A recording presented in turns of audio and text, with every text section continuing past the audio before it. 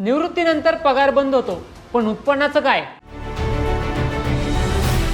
Tension घेऊ नका. Post ऑफिसच्या एका खास सरकारी योजनेमुळे आता दर महिन्याला तुमच्या बँक खात्यात तब्बल 41,000 रुपये पगार जमा होऊ शकतो. बँक बुडाली किंवा मार्केट कोसळलं तरीही तुमचे पैसे 100% सुरक्षित राहतील. कसं ते जाणून घेण्यासाठी हा व्हिडिओ शेवटपर्यंत नक्की पहा. नमस्कार मित्रांनो, मी अतुल श्याम वाघमारे आणि स्वागत आहे तुमचं बॉसवाला मराठीमध्ये.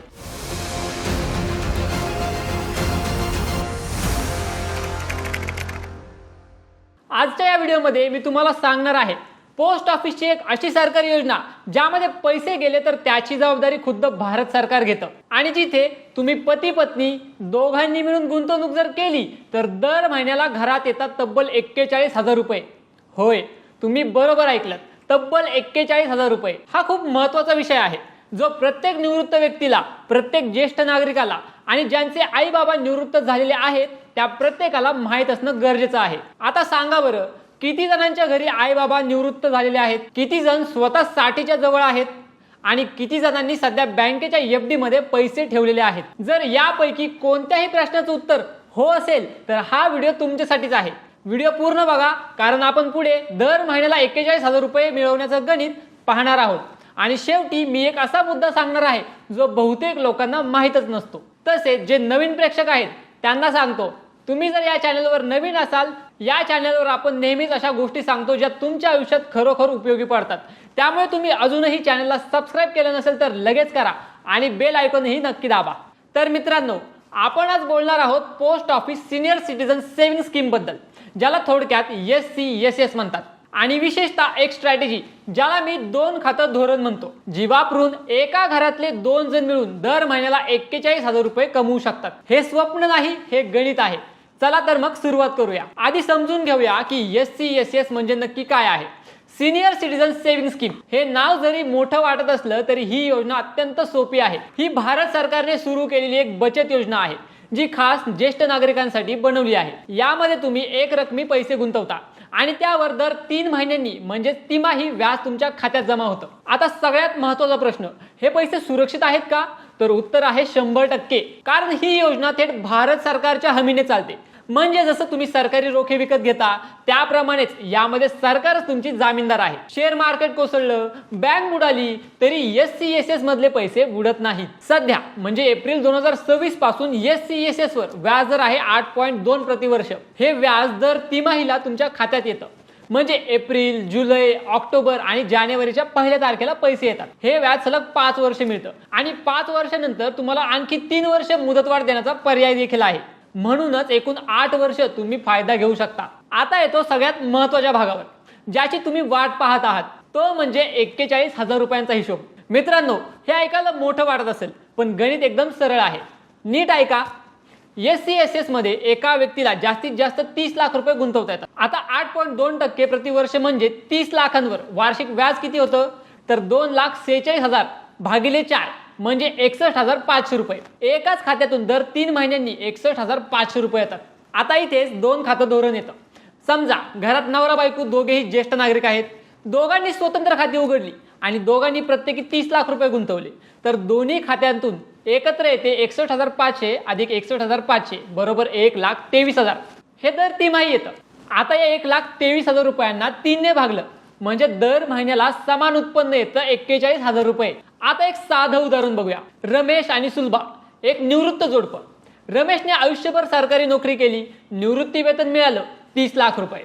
सुलभाकडेही स्वतःचे 30 लाख रुपये जमा होते, कुटुंबाने दिलेले किंवा तिच्या छोट्या व्यवसायातून साठवलेले. दोघांनीही SCSS मध्ये स्वतंत्र खाते उघडली.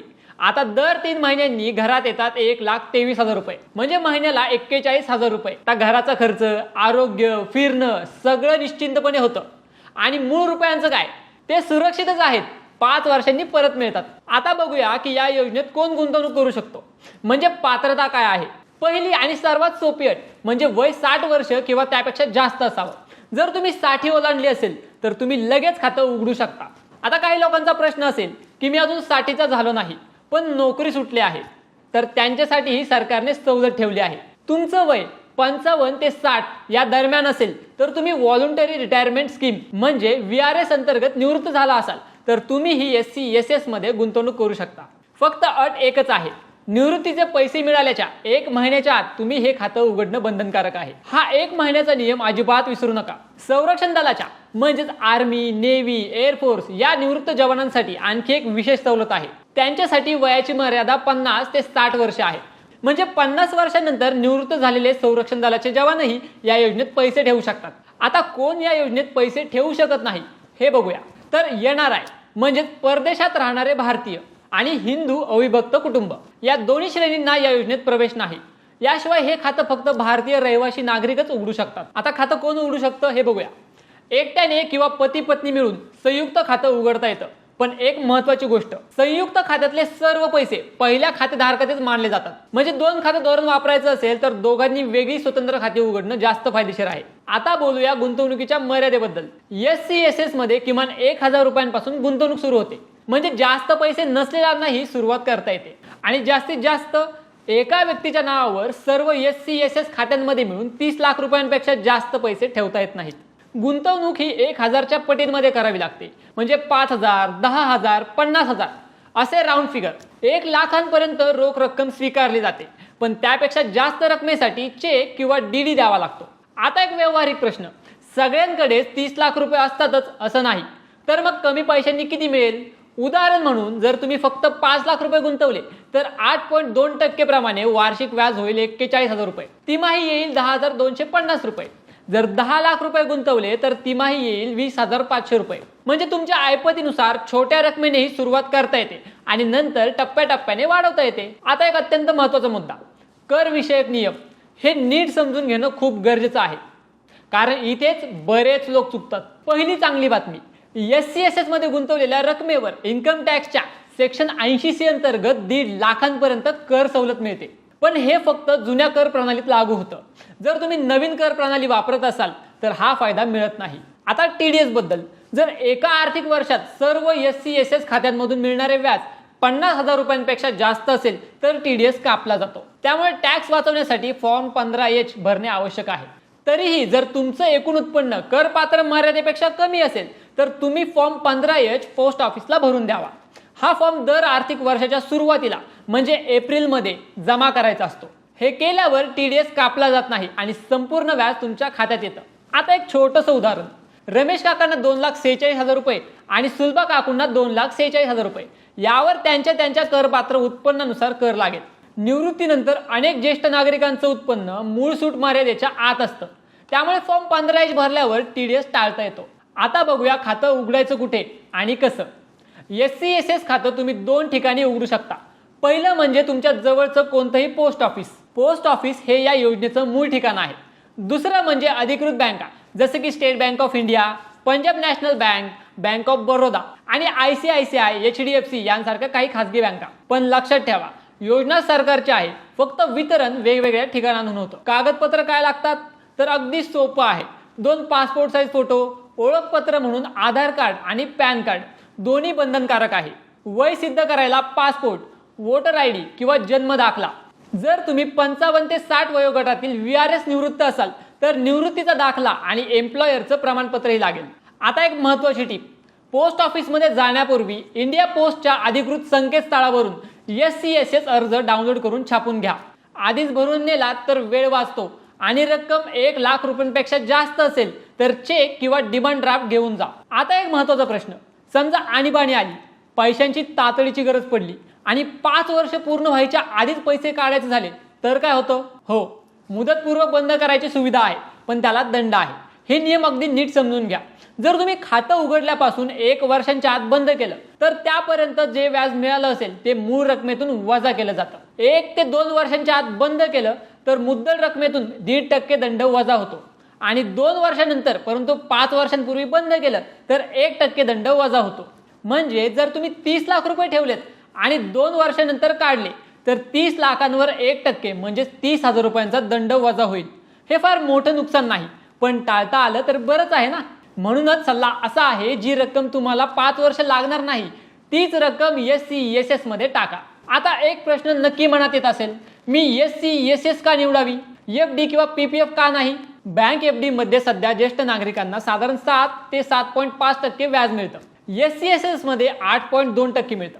म्हणजेच फक्त व्याज दरात SCSS आधीच पुढे आहे. शिवाय FD मध्ये सरकारची थेट हमी नसते, ती SSE मध्ये असते. PPFचं व्याज सध्या 7.1% आहे, पण PPF साठी लॉक इन पिरियड आहे 15 वर्ष. SCSS मध्ये फक्त 5 वर्ष आणि PPF मध्ये वार्षिक व्याज मिळतं. SCSS मध्ये तिमाही म्हणजे नियमित उत्पन्नाच्या दृष्टीने SCSS कितीतरी जास्त सोयीचे आहे. पोस्ट ऑफिस MIS म्हणजेच मंथली इन्कम स्कीम, ज्यात दरमहा व्याज मिळतं, त्यात सध्या 7.4% व्याज आहे. SCSS मध्ये 8.2% आहे आणि MIS मध्ये एका व्यक्तीस जास्तीत जास्त 9 लाखच ठेवता येतात, तर SCSS मध्ये 30 लाख रुपये ठेवता येतात. म्हणजे जास्त गुंतवणूक क्षमता आणि जास्त व्याज दोन्ही SCSS मध्येच आहेत. थोडक्यात सांगायचं तर तुम्ही ज्येष्ठ नागरिक आहात आणि तुमचं प्राधान्य सुरक्षितता, नियमित उत्पन्न आणि चांगला परतावा असेल तर SCSS हा सध्याचा सर्वोत्तम पर्याय आहे. SCSS ची मुदत 5 वर्षांची आहे. 5 वर्ष पूर्ण झाल्यावर तुम्हाला तुमची मूळ रक्कम परत मिळते. आता तुमच्याकडे 2 पर्याय असतात. पहिला पर्याय, रक्कम काढून टाका आणि दुसऱ्या गोष्टींत वापरा. दुसरा पर्याय, आणि हा जास्त शहाणपणाचा आहे, SCSS ला आणखी 3 वर्षांची मुदतवाढ द्या. हे करण्यासाठी मुदत संपण्याच्या 1 वर्षांच्या आत अर्ज द्यावा लागतो. मुदतवाढ दिल्यावर त्यावेळी असलेल्या व्याजदराने पुढील 3 वर्ष व्याज मिळत राहतं. म्हणजे एकूण 8 वर्ष तुम्ही या योजनेचा फायदा घेऊ शकता. एक व्यावहारिक उदाहरण, रमेश काकांनी 60व्या वर्षी 30 लाख रुपये SCSS मध्ये ठेवले. 65व्या वर्षी मुदत संपली, त्यांनी मुदतवाढ दिली. आता 68व्या वर्षापर्यंत त्यांना व्याज मिळत राहील आणि 68व्या वर्षी 30 लाख रुपये परत मिळतील. या काळात त्यांना एकूण किती व्याज मिळेल? 8.2%. प्रतिवर्ष धरलं तर 8 वर्षात सुमारे 19.68 लाख रुपये. मुद्दल 30 लाख रुपये वेगळीच. हे बघा किती मोठी रक्कम होते. आता मी तुम्हाला काही सामान्य चुका सांगतो ज्या लोक नेहमी करतात आणि तुम्ही या टाळल्या तर तुम्हाला जास्तीत जास्त फायदा होईल. पहिली चूक, फक्त एकच खातं उघडणं. जर घरात दोघेही ज्येष्ठ नागरिक असतील तर त्या दोघांच्या नावावर स्वतंत्र खाती उघडून तुम्ही गुंतवणुकीची क्षमता वाढवू शकता आणि जास्तीत जास्त परतावा मिळवू शकता. दुसरी चूक, फॉर्म 15H न भरणं. जर तुमचं उत्पन्न करपात्र नसेल तर फॉर्म 15H भरा आणि TDS वाचवा. दरवर्षी एप्रिलमध्ये हे करायला विसरू नका. तिसरी चूक, VRS निवृत्तांनी 1 महिन्याची मर्यादा चुकवणं. 55 ते 60 वयोगटातील VRS निवृत्तांनी निवृत्तीचे पैसे मिळाल्याच्या 1 महिन्याच्या आत खातं उघडणं बंधनकारक आहे. हे चुकलं तर संधी जाते. चौथी चूक, खाते उघडताना नॉमिनीचं नाव न नोंदवणं. SCSS मध्ये नॉमिनी म्हणजेच वारस नोंदवण्याची सुविधा आहे. हे केल्यामुळे खातेधारकाच्या निधनानंतर पैसे मिळवण्याची प्रक्रिया सोपी होते. हे करायला तुम्ही अजिबात विसरू नका. तर मित्रांनो, आज आपण SCSS बद्दल A to Z माहिती घेतली. थोडक्यात सांगायचं तर SCSS ही भारत सरकारची सर्वात सुरक्षित योजना आहे ज्येष्ठ नागरिकांसाठी. सध्याचा व्याजदर आहे 8.2% प्रतिवर्ष. एका व्यक्तीला जास्तीत जास्त 30 लाख रुपये गुंतवता येतात. 2 खातं धोरण वापरून पती पत्नी मिळून दर महिन्याला 41,000 रुपयांचं उत्पन्न मिळवू शकतात. मुदतवाढ 5 वर्ष आहे, जी 3 वर्षांनी वाढवता येते. सेक्शन 80C अंतर्गत कर सवलत मिळते आणि फॉर्म 15H भरल्यास TDS टाळता येतो. जर तुमचे आई बाबा निवृत्त असतील आणि त्यांनी अजून SCSS मध्ये गुंतवणूक केली नसेल तर हा व्हिडिओ त्यांना नक्की दाखवा. हा व्हिडिओ उपयुक्त वाटला असेल तर लाईक करा. कमेंटमध्ये तुमचे काही प्रश्न असतील तर ते नक्की विचारा. आणि हो, हा व्हिडिओ आपल्या मित्र परिवाराला, नातेवाईकांना नक्की पाठवा. कारण ही माहिती जेवढ्या जास्त लोकांपर्यंत पोहोचेल तेवढ्या जास्त ज्येष्ठ नागरिकांना याचा फायदा होईल. आणि हो, सगळ्यात महत्त्वाचं म्हणजे बॉसवाला मराठी YouTube चॅनलला सबस्क्राईब करा. म्हणजे अशा महत्त्वाच्या माहितीचे व्हिडिओ तुमच्यापर्यंत वेळेत पोहोचतील. पुन्हा भेटूया अशाच एका महत्त्वाच्या आर्थिक विषयासोबत. तोपर्यंत काळजी घ्या आणि निरोगी राहा. धन्यवाद. ब्रँड पार्टनरशिप आणि ॲडव्हर्टाइजमेंट इन्क्वायरीसाठी ईमेल करा brand@bosswala.com. व्हॉट्सअप करा 9108014192. बॉसवाला. Be the boss.